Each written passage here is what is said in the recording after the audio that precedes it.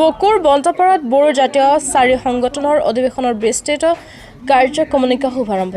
কামৰূপ জিলাৰ বকুৰ বন্তাপাৰাত বড়ো জাতীয় চাৰি সংগঠনৰ অধিৱেশনৰ বিস্তৃত কাৰ্যক্ৰমণিকা আজিৰ পৰা শুভাৰম্ভ হৈছে। উল্লেখ্য যে উশাফৰ শাখা বড়ো জাতীয় পৰিষদৰ অভ্যৰ্থনাত 40 সংখ্যক বকু আঞ্চলিক বড়ো জাতীয় পৰিষদৰ অধিৱেশন, 27 সংখ্যক বকু আঞ্চলিক বাথৌ মহাসভা, 98 সংখ্যক লুকি বেকেলি মৌজা বড়ো জাতীয় পৰিষদৰ বাথৌ মন্দিৰ সমিতি, কৃষ্টি মন্দিৰ সংঘকে ধৰি অন্যান্য বড়ো জাতীয় সংগঠনৰ অধিৱেশন আজিৰ পৰা শুভাৰম্ভ হৈছে। এই উপলক্ষে বকু আঞ্চলিক বড়ো জাতীয় পৰিষদৰ সভাপতি বিষ্ণু বসুমতাৰী, সাধাৰণ সম্পাদক নিৰণ হাকলাৰী, বাথৌ মহাসভাৰ সভাপতি বলোৰাম বড়ো আৰু সম্পাদক সুনীল বসুমতাৰীৰ লগতে অভ্যৰ্থনা সমিতিৰ সভাপতি প্ৰফুল্ল বড়ো আৰু সম্পাদক মনীন্দ্ৰ দৈমাৰীয়ে জনোৱা মতে বড়ো জাতীয়ৰ সামগ্ৰিক উন্নয়ন আৰু বিকাশৰ লক্ষ্যৰে কাম কৰি থকা জাতীয় সংগঠন কেইটাৰ অধিৱেশনত জাতিটোৰ ভৱিষ্যত আৰু নতুন প্ৰজন্মৰ মাজত বৈদিক বিকাশৰ পদক্ষেপ গ্ৰহণ কৰা হ'ব। বকুৰ পৰা ধনমণি বেথিৰ ৰিপৰ্ট, নিভাজ অসম লাইভ। 24 পৃষ্ঠাৰ পৰা 28 পৃষ্ঠালৈকে ৰচিদ বহি এখন 5617 গ্ৰামীণ বিকাশ বেংক ধূপধাৰা শাখা।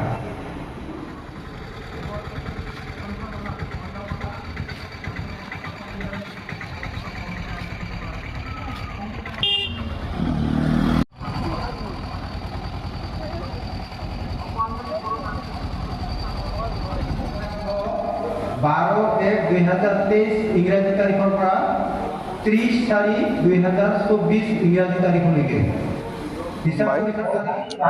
আজি অকাপুৰ আমাৰ শাখা বড়ো জাতীয় পৰিষদৰ সৌজন্যত লক্ষীবিকলি মৌজা বড়ো জাতীয় পৰিষদৰ 98 সংখ্যক বাৰ্ষিক অধিৱেশন আৰু 98 সংখ্যক বাৰ্ষিক অধিৱেশন লক্ষীবিকলি কৃষি মন্দিৰ সংঘ আৰু লক্ষীবিকলি প্ৰাথমিক বড়ো সাহিত্য সভাৰ সোণালী জয়ন্তী বৰ্ষ আজি ইয়াত আমি উদযাপন কৰিছো বা অধিৱেশন অনুষ্ঠিত কৰিছো। আজিৰ প্ৰথম কাৰ্যসূচী হিচাপে আমি মাংগলিক কাৰ্যসূচী হিচাপে বাথৌ পূজা আমি ইয়াত আৰম্ভ কৰিছো আৰু বাথৌ পূজাৰ জৰিয়তে আমি সকলোৱে ইয়াত সমবেত হৈ বুঢ়াই বাথৌৰ আশীৰ্বাদ লৈ আমি আমাৰ কাৰ্যসূচী আৰম্ভ কৰিছো। আজি যেহেতু আমাৰ লক্ষীবিকলি প্ৰাথমিক বড়ো সাহিত্য সভাৰো সোণালী জয়ন্তী বৰ্ষ ইয়াত অনুষ্ঠিত কৰিছো আৰু আমি প্ৰাক্তন আমাৰ বড়ো সাহিত্য সভাৰ কাণ্ডাৰীসকল, বৰ্তমানৰ বিষয়ববীয়া আৰু জাতীয় প্ৰেমী আমাৰ যিসকল নেতৃবৃন্দ আছে, সদস্য আছে, তেওঁলোকক লৈ আমি 50খন সোণালী জয়ন্তীৰ পতাকা আমি আজি উত্তোলন কৰিলো ৰাতিপুৱা 9 বজাত। তাৰ পিছতে আমি আমাৰ বড়োসকলৰ যি শ্বহীদ আছিলে, বড়ো সাহিত্য সভাৰ যি আন্দোলন আছিলে, বড়ো ভাষাক আমি মাধ্যম হিচাপে স্বীকৃতি পোৱাৰ কাৰণে যি আন্দোলন চলিছিলে 1952 চনৰ এই সময়ছোৱাত, তেতিয়া আমাৰ বড়ো সাহিত্য জন্ম হৈছিল। তাৰ পিছতে ৰোমান লিপিৰ আমাৰ স্ক্ৰিপ্টৰ আন্দোলন হৈছিল, তেতিয়াই আমাৰ 18 জন শ্বহীদ হৈছিল আৰু সেই শ্বহীদসকলৰ সন্মান জনাই আজি আমি শ্বহীদ স্তম্ভত শ্ৰদ্ধাঞ্জলি জ্ঞাপন কৰিছো। তাৰ লগতে আমাৰ এই লক্ষীবিকলি মৌজাৰ যিখিনি আমাৰ বড়ো জাতীয় কৰ্মী আছিল বা নেতৃবৃন্দ আছিল, ইতিমধ্যে আমাৰ মাজৰ পৰা স্বৰ্গগামী হৈছে, তেওঁলোকক স্মৰণ কৰাৰ কাৰণে স্মৃতি আমি শ্ৰদ্ধাঞ্জলি জ্ঞাপন কৰিছো। আৰু তাৰ পিছতেই আমি লক্ষীবিকলি প্ৰাথমিক বড়ো সাহিত্য সভা, লক্ষীবিকলি আমাৰ বড়ো জাতীয় মৌজা বড়ো জাতীয় পৰিষদৰ লগতে 98 সংখ্যক কৃষ্টি মন্দিৰ সংঘৰ আমাৰ যি প্ৰতিনিধি সভা এইটো অনুষ্ঠিত কৰা হৈছে। আৰু ইতিমধ্যে আমাৰ প্ৰতিনিধি সভাৰ কাম বৰ্তমানেও চলি আছে আৰু ইয়াত প্ৰতিনিধি সভাখনৰ মাজতেই আমাৰ যিটো লক্ষীবিকলি মৌজা বড়ো জাতীয় পৰিষদ, কৃষ্টি মন্দিৰ সংঘ আৰু লক্ষীবিকলি প্ৰাথমিক বড়ো সাহিত্য সভাৰ এখন মুখপত্ৰ আজি আমি ইয়াত শুভ উদ্বোধন কৰিলো আৰু এই মুখপত্ৰখনৰ নামাকৰণ কৰাইছে আঠাল। এই আঠালৰ প্ৰথম প্ৰকাশ চেঠি বিছান আজি ইয়াত প্ৰকাশ কৰা হ'ল আৰু ইয়াক উন্মোচন কৰিলে আমাৰ লক্ষীবিকলি প্ৰাথমিক বড়ো সাহিত্য সভাৰ প্ৰাক্তন সভাপতি সংসদৰ বড়ো ডাঙৰীয়াই।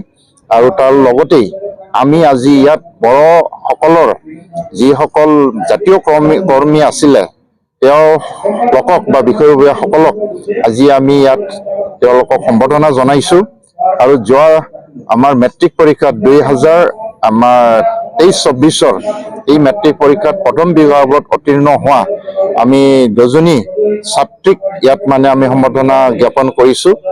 আৰু ঠিক তেনেধৰণে আজিৰ পুৱাৰ ভাগৰ যিখিনি কাম বা যিখিনি কাৰ্যসূচী সেইখিনি আমি ইয়াত ৰূপায়ণ কৰিছোঁ। আৰু আবেলি পৰত আছে আমাৰ বকো আঞ্চলিক বড়ো জাতীয় পৰিষদৰ 40 সংখ্যক অধিৱেশনৰ ইয়াতে প্ৰতিনিধি পঞ্জীয়ন আছে। আৰু প্ৰতিনিধি পঞ্জীয়নৰ পিছতে সন্ধিয়া আমাৰ 6 বজাত 6:30 বজাত প্ৰতিনিধি সভা হ'ব। তাৰ পাকখনত আমাৰ লক্ষীবিকিলি মৌজাৰ বা আমাৰ লক্ষীবিকিলি প্ৰাথমিক বড়ো সাহিত্য সভাৰ সোণালী জয়ন্তী বৰ্ষৰ 50 কেজি চাকি ইয়াত আমি আজি প্ৰজ্বলন কৰিম সন্ধিয়া 6 বজাত। আৰু তাৰ কাৰণে আমাৰ প্ৰস্তুতি ইতিমধ্যে সম্পূৰ্ণ হৈছে। আৰু আবেলি বা সন্ধিয়া 6:30 বজাত যিহেতু আমাৰ বকো আঞ্চলিক বড়ো জাতীয় পৰিষদৰ যি মানে আমাৰ প্ৰতিনিধি সভা অনুষ্ঠিত হ'ব, আৰু এই প্ৰতিনিধি সভাখন উদ্বোধন কৰিবৰ কাৰণে আমি এজন বিশিষ্ট ব্যক্তিক ইয়াত আমি আমন্ত্ৰণ জনাইছোঁ। আৰু তেখেত হৈছে আমাৰ গুৱাহাটী জিলা বড়ো সাহিত্য সভাৰ প্ৰাক্তন মানে সম্পাদক আৰু বৰ্তমান আমাৰ আমাৰ তাৰাবাৰী আঞ্চলিক হাইস্কুলৰ বড়ো মাধ্যমৰ এজন শিক্ষক, তেখেত হৰিমল দৈমাৰী। তেখেতে আজি আমাৰ বকো আঞ্চলিক বড়ো জাতীয় পৰিষদৰ যি প্ৰতিনিধি সভা এই সভাখন তেখেতে উদ্বোধন কৰিব।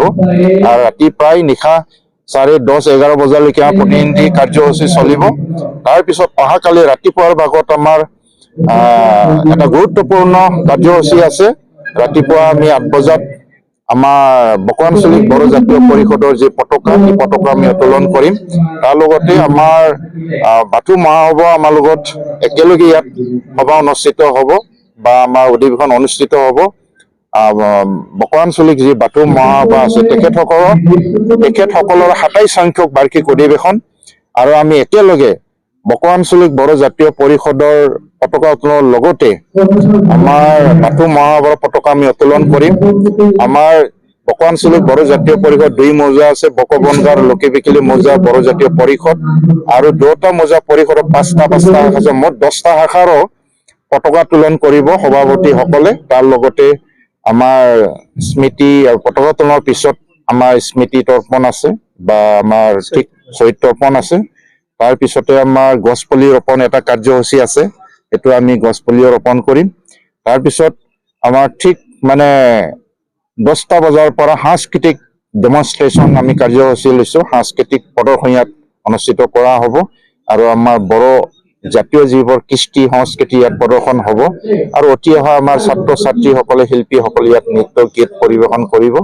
তাৰপিছত ঠিক আবেলি 1 বজাত আমাৰ বড়ো সাহিত্য আমাৰ কি হ'ব, বকো আঞ্চলিক বড়ো জাতীয় পৰিষদ 40 সংখ্যক বাৰ্ষিক অধিৱেশন আৰু বকো আঞ্চলিক বাথৌ মহাসভাৰ 27 সংখ্যক বাৰ্ষিক অধিৱেশন, লক্ষীবিকিলি মৌজা বড়ো জাতীয় পৰিষদৰ 98 সংখ্যক বাৰ্ষিক অধিৱেশন আৰু লক্ষীবিকিলি কৃষ্টি মন্দিৰ সংঘৰ 98 সংখ্যক বাৰ্ষিক অধিৱেশন, লগতে লক্ষীবিকিলি প্ৰাথমিক বড়ো সাহিত্য সভাৰ আমাৰ সোণালী জয়ন্তী বৰ্ষৰ যি মুকলি সভা যুটীয়াভাৱে আমি অনুষ্ঠিত কৰিম লক্ষীবিকিলি আমাৰ মৌজা জাতীয় পৰিষদৰ প্ৰেক্ষাগৃহত। আৰু এই মুকলি সভাখন অনুষ্ঠিত হ'ব আমাৰ ঠিক আবেলি 1 বজাত।